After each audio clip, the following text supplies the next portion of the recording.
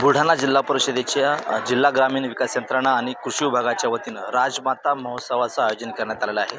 आजपासून या महोत्सवाला सुरुवात झालेली आहे। आपण बघू शकतो जवळपास 165 स्टॉल्स जे आहेत ते बचत गटाची या ठिकाणी लावण्यात आलेले आहेत। बचत गटांनी आपल्या स्वतःच्या हाताने बनवलेल्या वस्तू असतील, खाद्यपदार्थ असतील किंवा कृषी विभागाच्या ज्या काही योजना असतील किंवा कृषी विभागामार्फत ज्या काही योजना राबवण्यात येतात त्या संपूर्ण स्टॉल्स या ठिकाणी लावण्यात आलेले आहेत। आपण जर पाहिलं तर ह्या बचत गटाच्या माध्यमातून महिलांनी स्वतःच्या हाताने या ठिकाणी वस्तू बनवल्या, त्याची प्रदर्शनी आणि विक्री या ठिकाणी करण्यात येत आहे।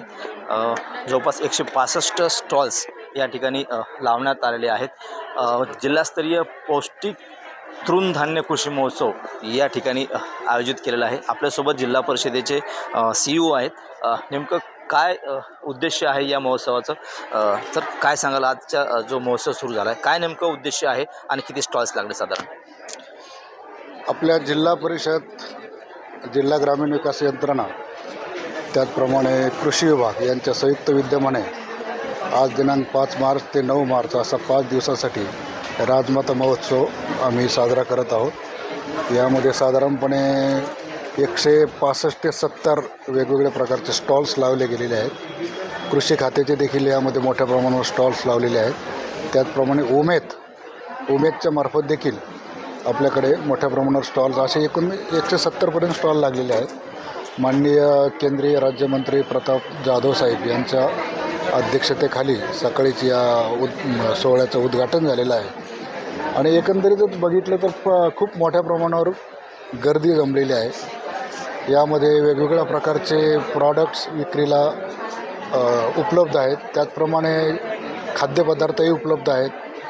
कृषी खात्याने खूप सुंदर प्रदर्शन मांडलेलं आहे। यामध्ये वेगवेगळ्या व्हरायटीज, अन्नधान्याच्या व्हरायटी असतील, मसाल्याचे पदार्थ असतील किंवा खते, त्याचप्रमाणे इथं मायक्रो ऑर्गॅनिझम्स त्यांनी मोठ्या प्रमाणावर या ठिकाणी लोकांना पाहण्यासाठी उपलब्ध करून दिलेले आहेत। त्याचप्रमाणे शेतातली जे वाण आहे, आता आमच्यासमोर मी बघितलं की कांद्याचं बियाण्याचं वाण असेल, गव्हाचं असेल, हरभरा असेल किंवा इकडं नागली आहे, राळा आणि गहू आणि राजगिरा, हे इतकं सुंदर उत्पादन म्हणजे वाढलेलं आहे की हे जरूर शेतकऱ्यांनी इथे येऊन ते बघितलं पाहिजे की सेंद्रिय शेतीद्वारे कशा पद्धतीने अधिक उत्पन्न आणि चांगल्या पद्धतीचं माल कसं उत्पन्न आपण करू शकतो, त्याचं एक चांगल्या पद्धतीचं प्रदर्शन आज मलाही पाहायला मिळालं।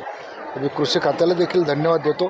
फळांच्या बाबतीत मी इकडे बघितलं केळी, पपई असेल, भोपळा असेल, डाळिंब असेल, पेरू किंवा संत्रा, कांदा वगैरे, हे सगळे एकमेकाद्वितीय म्हणजे भाजीवर्गीय फळांमध्ये कारली, दोडकी अगदी वेगळ्या पद्धतीने वाढवलेले, सेंद्रिय पद्धतीनेच पण खूप सदृढ आणि अशा पद्धतीचं ते उत्पादन आहे। आणि महिला बचत गट अनेक आहेत आपल्या जिल्ह्यामध्ये, हजारो आहेत। त्या या ठिकाणी मोजक्या जरी सहभागी झाल्या असतील तरी बाकीच्या महिला बचत गटांना काय आवाहन करणार आहे? आता हे फक्त महिला बचत गट हाच एक विषय नाही आहे, कारण आता आपण मागेसुद्धा विभागस्तरीय जे हे घेतलं होतं राजमाता महोत्सव, तर त्याच्यामध्ये आपल्या काही महिला, सिलेक्टेड महिला आपण राज्याला देखील पाठवल्या होत्या, पुण्यालासुद्धा पाठवल्या होत्या। आता पुढच्या आठवड्यामध्ये साधारणपणे आपण काही बचत गट हे मुंबईलाही पाठवतो, म्हणजे आपलं नाव हे राज्यभर आहे। देशातसुद्धा आमचं संग्रामपूरचं एका बचत गटाचं नाव गेलं आहे। बाकीच्या महिला गटांना मी एक साधारणपणे बचत गटांना आवाहन करेल की आपण नवनवीन काहीतरी प्रयोग करत चला। पारंपरिक पद्धतीने जसं आपण पापडच करणार, लोणचेच करणार किंवा शेवया, कुरडया, हे पारंपरिक जे पदार्थ आहे यातून थोडं पुढे जाऊन आपल्याला थोडंसं संशोधन करून वेगळं काहीतरी लोकांना वाटणारे, जसं आज काही बचत गटांनी बघितलं सफेद मुसळी, तिचं देखील प्रॉडक्ट आज विक्रीला उपलब्ध आहे।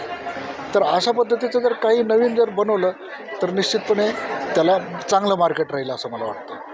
नक्कीच। तर हे होते बुलढाणा जिल्हा परिषदेचे CEO, कॅमेरामन निलेश देशमुखसह गणेश सोळंकी, TV9 मराठी, बुलढाणा।